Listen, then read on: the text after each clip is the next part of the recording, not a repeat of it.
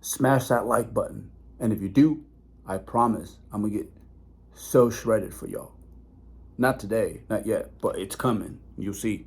You'll be glad you smashed that like button. Right, the whole week had been a breeze up until today. Some point right around noon, I am undernourished. That's the situation. And it's a quad day. And in my mind, I thought that, okay, well, it's the last workout of the week, but it isn't. However, I have no more biking sessions. So that's going to be nice. Just one more upper body session after today. But nevertheless, this will be tricky. Although often, you know what is the case? I get in there, my first set, not my warm-up set, but my first set. And, bro, it's like, okay, my body's like, I figured we're going to do this. Let's do it. So we'll see. But today is we are definitely using body fat as fuel right now. And it hits different. An inferior backpack. Oh, look at that. Gross. Actually, I found a really nice backpack online that fits my needs. I don't know shit about backpacks, but I'll share it with you guys. But it fits my needs. It's been pretty good, huh? Yeah, a little pricey, but it's gonna be my travel bag, and I'll have it for a minute. What's up, man? All right. So, you guys are going to have to bear with maybe a shorter entry than usual. I'm 3 weeks out. I'm gonna use that as the scapegoat this week. But honestly, girlfriend was out of town for a few days, so my camera lady, she usually does us the favor, wasn't there through most of the week. So I did get that full leg day where I was like, okay, like this might not be a good one. Ended up being a good one. Nevertheless, I can expect spotty sort of training sessions from this point forward. I am 163 pounds according to the running average. No physique update this week, but next week I'll get you guys another one. Same lights in vivo, and then we'll compare it eventually to like what that data looks like compared to the stage. And you're gonna see that, again, this is why it's so important.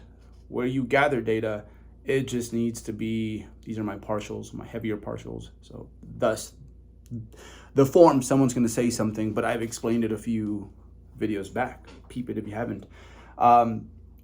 So yeah, you guys are gonna see why I want the most pessimistic of lighting, so that, hey, anything on that stage is a bonus. And sometimes with stage lighting, sometimes it works the other way around. So you know how it goes. It's like you gotta bleed a little extra during practice, right? During preparation, so that, you know, you're just ready for whatever, right? And in the case of a physique athlete, sometimes those stage lights are your worst enemy. I've gotten leaner for sure from last week to this week. Actually, Cynthia left. It was, I think she took off Thursday night. She got back Tuesday night, and she was like, whoa, like already between now and then some changes. So we are at that point where maybe I could say every like 2-3 days, something new is popping up. And I see it both when I carb up, because when I carb up, it allows me to see what the muscles look like a little fuller. So they are, yeah, just poking through more, right? And then as I deplete, obviously, and get back into my low day calories, well, new things start to appear, but you can't see them as well because the muscles start to deflate. So right now I am running 3 days that are about maintenance, and then 4 days where it's like we get after it. Still only 3 cardio sessions, 20 minutes apiece, and that's about all I'm going to do, I think, the whole way. No step counts, no nothing. I got this thing here just so that I can get into competition mode with myself when it comes to my sleep. So if I see metrics, I want to beat them.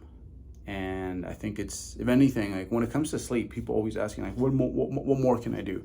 I want to do more. I want to do more. Let's go. There is one thing: abuse the crap out of like sleep. Get as much as you can. Seriously, try it. 60 hours of sleep a week.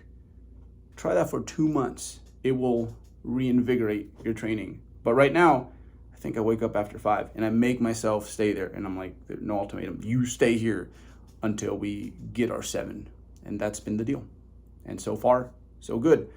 I'll show you guys my sleep metrics right here or here. Either way, they'll be there. and look at the vast improvement. And as soon as that happened, show you guys the weigh-ins. Oh, that water retention. Peaced out. Do you guys notice a difference with the video quality when it comes to the training? That's where I want to save my real good camera for those occasions. Do you guys notice it? Let me know. So yeah, this week, this was the day where I walked in and I'm like, man, I'm a little gassed. But honestly, as soon as I got moving, as it often is the case, things started to click. And it started with hamstring curls because the pendulum was being used. Cynthia and another one of our gym members, they were both using it, and three's a crowd. So I was like, all right, let me do this thing here. I've talked about this before on my Instagram. Hey, sometimes getting a little hamstring pump definitely facilitates those movements afterwards, if you have them afterwards, that require a lot of knee flexion. It's that little stuff behind the knee that just engorges with blood, and it feels really nice. And I had an awesome day on the pendulum.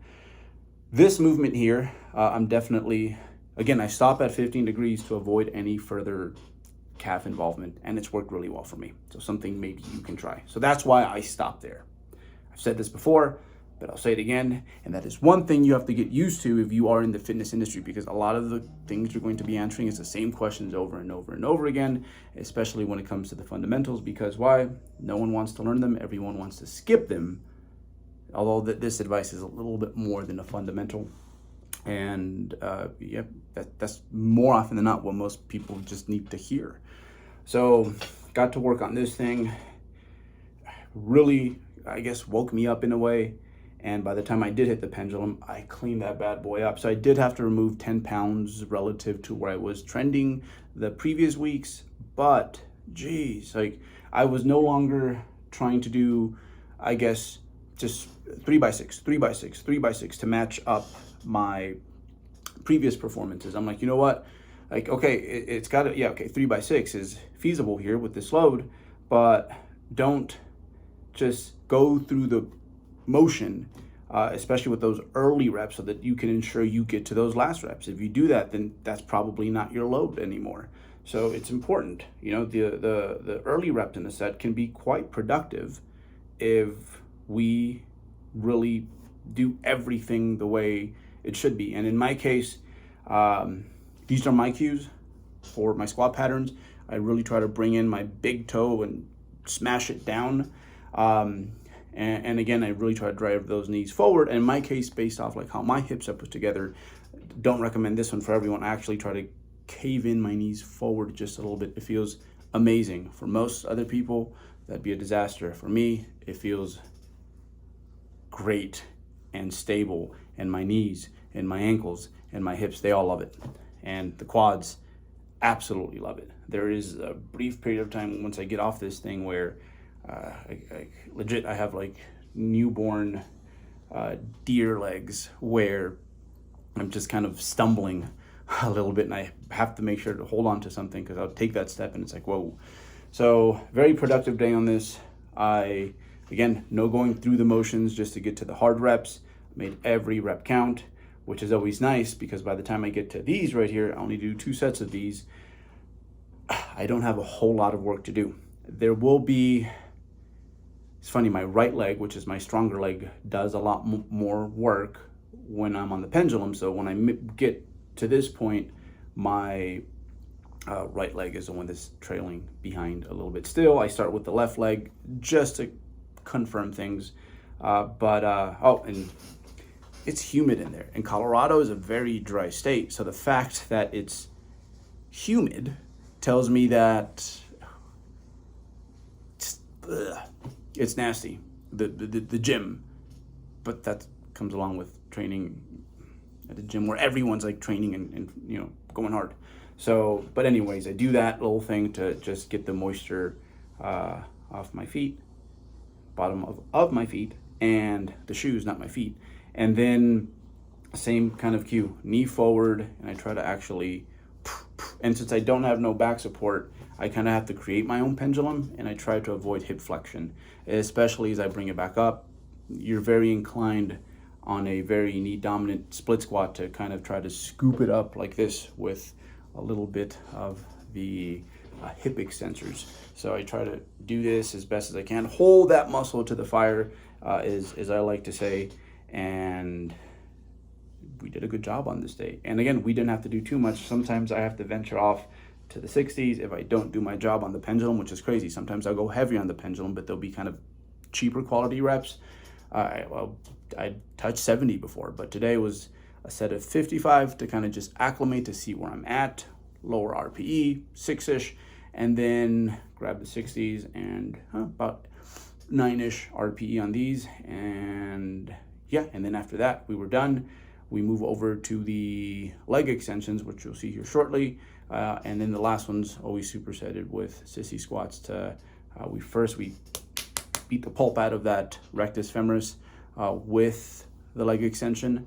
I have the privilege of having a contraption that, I can decide what part of the range of motion is loaded the most, and I pick the top end because, again, I've already done a lot of this like in range lengthen stuff for the quad, and yeah, so that takes care of that part, takes care of the fully shortened rectus femoris. But then after this, I go hop on that hack squat back there when it's available. Otherwise, I'll just do it with body weight. Today it was available, and I'll hit some sissy squats and really finish that muscle in that lengthened position. And this is what my quads look like. Lower body's finally coming in, but I know what my quads look like. Like when they are there, they're among the driest I've seen in the sport. So there's still a lot to pull off, and it's gonna be a dogfight, but I'm ready. So yeah, this is how the training week went. We are 3 weeks out.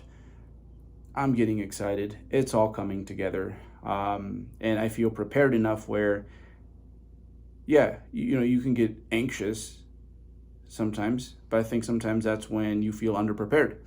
I feel very prepared. And because I feel very prepared, I'm more excited than anxious. And yeah, it always happens that once you hit the stage and they call out that first pose, it's like you forget about all your worries and you just do your thing, especially if you've done this many times. So this is what we look like 3 weeks out. Get you guys a longer one per usual next week. Thank you for joining me.